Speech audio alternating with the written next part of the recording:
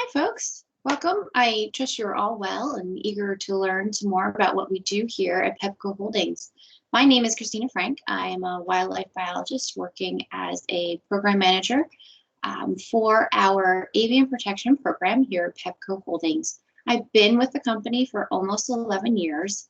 And today I'm going to take some time to talk to you about my role as a wildlife biologist at the company, working for Pepco Holdings, and how I, along with my colleagues, work to protect natural resources while providing reliable power every day.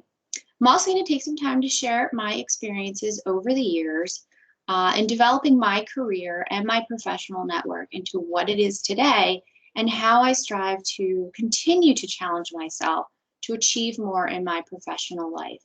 So first, a little bit more about my role here at Pepco Holdings and why we really need an avian protection program.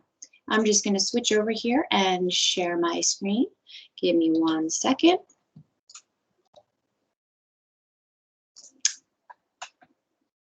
So why does Pepco Holdings need an avian protection program? Well, our service territory in New Jersey, Delaware, Maryland contains a lot of osprey habitat, bald eagle habitat for a variety of different species of wildlife and birds especially. We have breeding habitat, wintering habitat, migration habitat. And so we have a lot of birds and other species moving through our service territory throughout the year. As such, we have quite a number of different interactions with our system. Birds and other animals do interact with our equipment, our poles, our structures, and the result can be any of a number of different interactions that, again, cause challenges to our system. So first, we have electrocutions where birds and other species of wildlife become electrocuted by the energized equipment. Wire collisions, sometimes birds collide with our wires. They don't see the wires quickly enough for them to maneuver around them, and so they collide with the wires themselves. We also see species like ospreys and eagles nesting on our poles and on our structures. And then finally, as birds perch on different types of cross arms and other types of equipment, feces can actually accumulate on energized equipment below their perch location. And so all of these types of interactions can lead to injury or death to the birds or the animals, and also lead to reliability issues where the power can go out. So as such, we developed the avian protection program well over 10 years ago with a few primary goals. First, we want to ensure safety. We want to make sure we protect birds, other animals, people, and our equipment. We also want to improve and protect reliability. So essentially making sure that when you flip that switch, the power goes on. We also have a responsibility to maintain compliance. There are a number of state and federal regulations that protect birds and their nests. And so that is another responsibility and goal of this program. And finally, we always work to improve our customer relations. And by supporting a program like this, we're working with our communities to build that relationship so they understand that we're here to provide reliable power and also to protect the natural resources, including birds and other wildlife species that exist in our right-of-ways.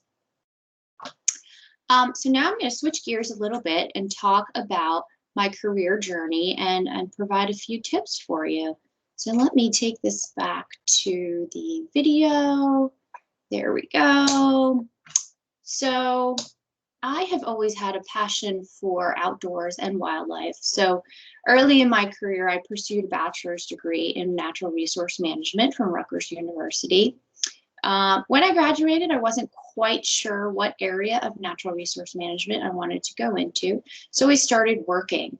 And I wanted to, stress that, if you're not quite sure what exactly you want to pursue for your career, get some job experiences, some life experiences, even take a few classes until you find an area that interests you and drives you to learn more.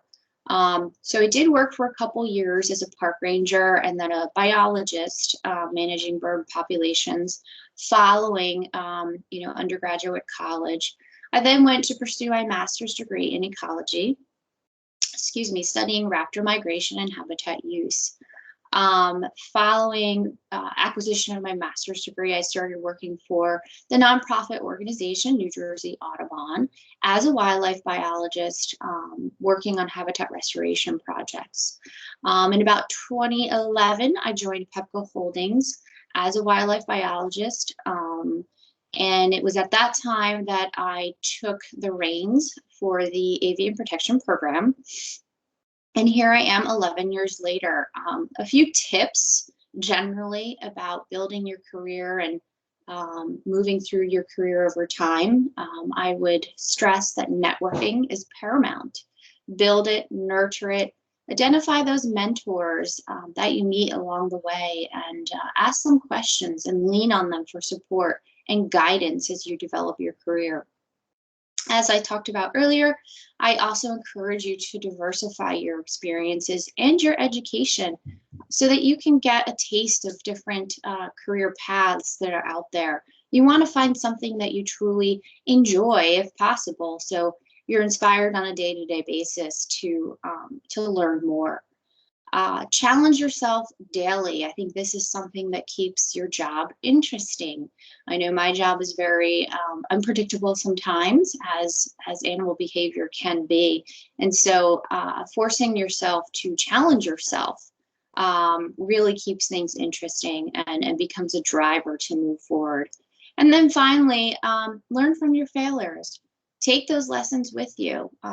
Don't be disappointed in those failures along the way. We all, experience those types of failures. And so take those lessons with you and apply them as you develop your career.